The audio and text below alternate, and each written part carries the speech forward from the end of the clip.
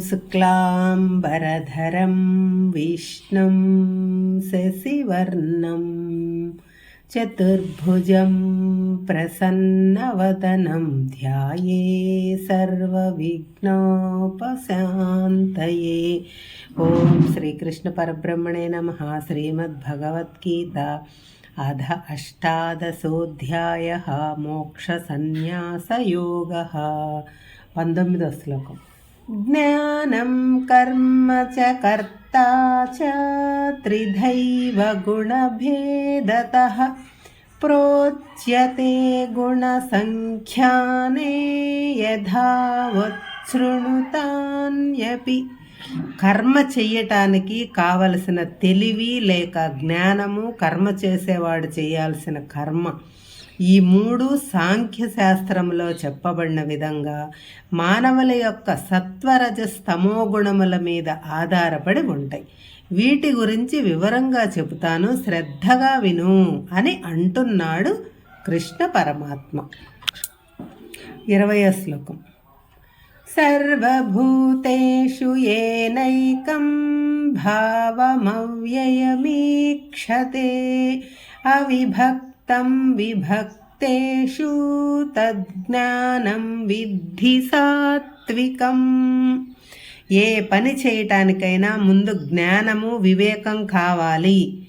అది 3 రకాలు: సాత్విక జ్ఞానం, రాజసిక జ్ఞానం, తామసిక జ్ఞానం. ముందు కృష్ణుడు సాత్విక జ్ఞానము గురించి చెబుతున్నాడు. స్థూలంగా చెప్పాలంటే నేను వేరు, శరీరం వేరు అనే జ్ఞానము సాత్విక జ్ఞానము. సమస్త చరాచర జీవరాశులలో ఆత్మస్వరూపంలో భగవంతుడు ఉన్నాడు. ఈ శరీరములు మాత్రమే వేరుగా ఉన్నాయి. శరీరం నశిస్తుంది, కానీ ఆత్మస్వరూపం నశించదు. అది అవ్యయము. వీటినే ఆత్మజ్ఞానము, అసలైన జ్ఞానము అని అంటారు. దానినే సాత్విక జ్ఞానము అని పిలుస్తారు. అంటే ఈ జ్ఞానం మనకు లేదా అంటే మనకు కూడా ఉంది, కానీ ఆచరించం. అందరికీ అన్నీ తెలుసు, కానీ ఏమీ తెలియదు. విన్నంతసేపు తెలిసినట్టే ఉంటుంది.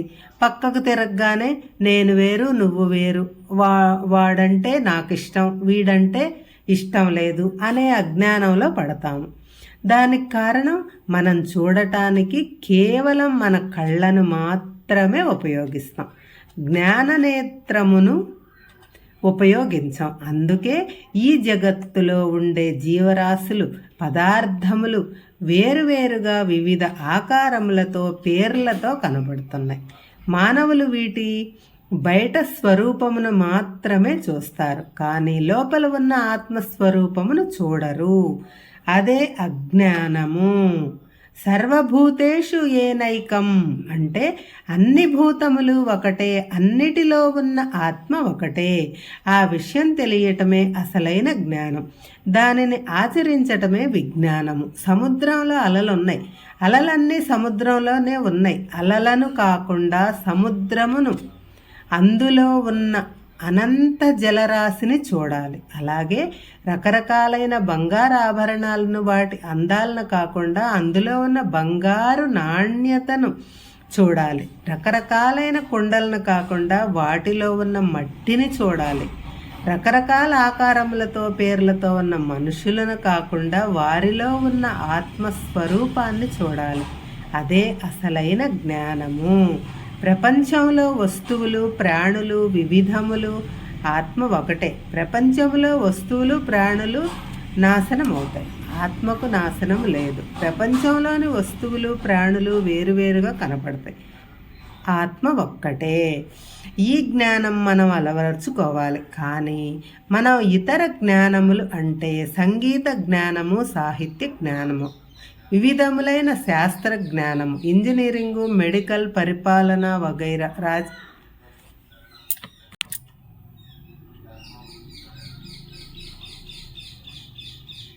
లోపల ఉన్న ఆత్మస్వరూపాన్ని దర్శించాలి అని భావం. 3 దేవతల స్వరూపాలలో ఉన్న పరమాత్మ ఒక్కడే అని తెలుసుకోవాలి. అదే సాత్విక జ్ఞానము. 21వ శ్లోకం। పృథక్వేన తు యజ్ఞానం నానాభావానుపశ్యతి భేదాన్ పృథగ్విదాన్ వేత్తి సర్వేషు భూతేషు తజ్ఞానం విద్ధి రాజసం. ఏ జ్ఞానముతో అయితే మానవులు ఈ లోకంలో ఉన్న సమస్త జీవరాశులను వేరువేరుగా భావిస్తారో అట్టి జ్ఞానమును రాజస జ్ఞానము అని అంటారు. ఇప్పుడు రాజస జ్ఞానం గురించి చెబుతున్నాడు కృష్ణ. అన్ని జీవరాశుల్లో పరమాత్మ ఆత్మస్వరూపుడుగా ఉన్నాడన్నది సాత్విక జ్ఞానము. అయితే ఈ ప్రాణులను, మానవులను, జీవరాశులను వేరువేరుగా వేరు పేర్లతో, రూపములతో ఉన్నారు అని తెలుసుకోవటం రాజస జ్ఞానం. అంటే ఈ ప్రకృతిని ఏకత్వ భావంతో కాకుండా భేద భావంతో చూడటం, మానవులకు, దేవుళ్లకు, దేవతలకు వేరువేరుగా చూడటం, వాడు వేరు, వీడు వేరు, ఆ దేవుడు వేరు, ఈ దేవుడు వేరు, ఆ దేవుడికి ఎక్కువ మహిమలు ఉన్నాయి, ఈ దేవుడికి అన్ని మహిమలు లేవు, ఆ స్వామీజీ చాలా పవర్ఫుల్, ఈ స్వామీజీ ఏమి లాభం లేదు. ఈ ప్రకారంగా మనుషులు దేవతలను, దేవుళ్లను వేరువేరుగా చూడటం రాజస జ్ఞానం. ఈ రాజస జ్ఞానం కలిగిన వారికి దేవుడి మీద, పునర్జన్మ మీద, పుణ్యం, పాపం, స్వర్గం, నరకం, మోక్షం వీటి మీద నమ్మకం ఉంటుంది. కానీ వాటిని మూర్ఖంగా నమ్ముతారు. ఎవరు చెప్పినా నమ్మేస్తారు, ఆ విధంగా ఆచరిస్తారు. దాదాపు ప్రస్తుతం ఉన్న మానవలోకం అంతా దీని కిందకే వస్తారు. ఇటువంటి వారు భయంతోనో భక్తితోనో భగవంతుణ్ణి పూజిస్తారు, ఆరాధిస్తారు. కానీ వారి వారి ప్రవృత్తులను బట్టి వేరువేరుగా ఆరాధిస్తారు. అహింసా పరమో ధర్మ అని తెలిసి కూడా ఈనాటికి కూడా అమ్మవారి కోళ్ళు, మేకల్లాంటి జంతువులను బలి ఇవ్వటం ద్వారా కొలవటం ఆచారంగా ఉంది. ఇటువంటి రాజస జ్ఞానం కలవారు మనుషులను, దేవుళ్లను వేరువేరుగా చూస్తారు. నేను వేరు, నువ్వు వేరు, ఇతడు అంటే నాకు ఇష్టం, అతడు నాకు ద్వేషం అనే భావనలతో ఉంటారు.